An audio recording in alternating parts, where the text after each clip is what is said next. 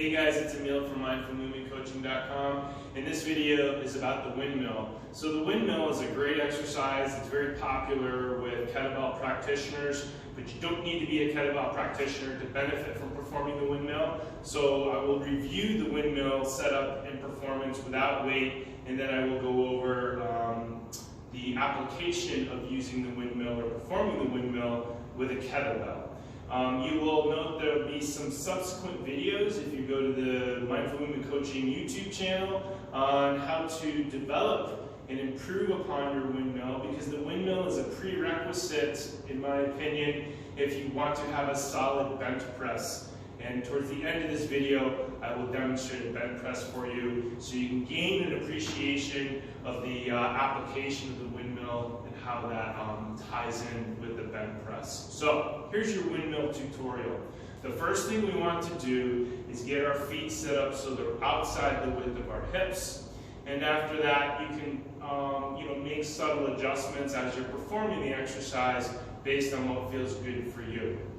The next aspect of the criteria you want to set up here is getting our toes pointed off to an angle. And now that is going to dictate the direction that your hips are going to produce a hinge. While you're producing that hinge motion, there's several things we want to keep in mind. One, the rear leg stays extended, the knee. The front leg can stay extended, or you can flex that knee based on what you have for hamstring length. Now, I don't have much hamstring length, and you'll observe I don't go through a great range of motion when I produce the windmill, because as we proceed this video, I'm going to bring some attention to other things that we want to keep in mind. So my hips are going to travel in the direction at the heels point as I move downwards. Now, the important part is keeping torso muscles. In this case, we're going to think about a lat muscle engaged to protect our spine from lateral flexion.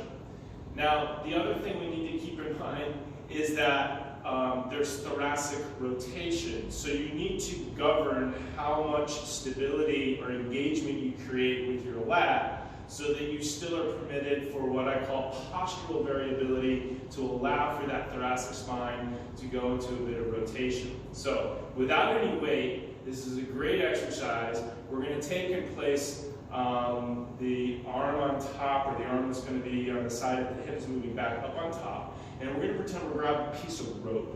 You're going to grab that rope. I want you to think about pulling the rope downwards and then internally rotate just a little bit, holding that in tension. And then you can bring your other hand out in front, and it's going to travel down that lead leg as I send my hip back, and you're going to feel tension in this hamstring. And you're going to go as far as you can, but pay attention to the limits that you feel here, and make sure that you don't laterally flex or bend sideways through your torso. And we talk about that thoracic rotation. Think about letting your top shoulder rotate back. So I engage the arm by pulling downwards, internal rotation, and then I let that top shoulder rotate back as I continue rotating, sending my hips back. I get a little bit more range of motion, and you can see this nice line that I produced here, and I'll come back up. So those are some things to consider when you're practicing and performing the windmill without any weight. When you're ready to progress with weight, we're going to weight the front arm, holding the kettlebell low in the beginning to get comfortable working with weight. So I set my toes up. I'll still set the cue of pulling my arm down, slight internal rotation, send those hips back, get that nice thoracic rotation, and come up. Great drill also to help develop lengthen the hamstrings. And then the next progression for your windmill using weight, and mind you, it can be done with a dumbbell. You don't need a kettlebell, or take a bucket and put some weight in it. I would probably do the weighted bucket down low. I wouldn't hold it up overhead. Is getting the kettlebell in an overhead position. And if you're an experienced kettlebell practitioner, you've got options. So you can do a clean and press. You can snatch the kettlebell. You can even go into your bench press, which I'll show at the end of this video, and then rehearse or rep out some windmills. Okay, so here we go. I'm going to snatch the kettlebell up overhead, and I'm going to incorporate that same cue I mentioned without performing weight, and that is drawing the arm inwards, slightly internal rotation, send the hips down, work that thoracic rotation, sending the hip out, and then coming back up. What I neglected to mention is you got about 70–75% of your body weight on this hip right here as you're going through the windmill.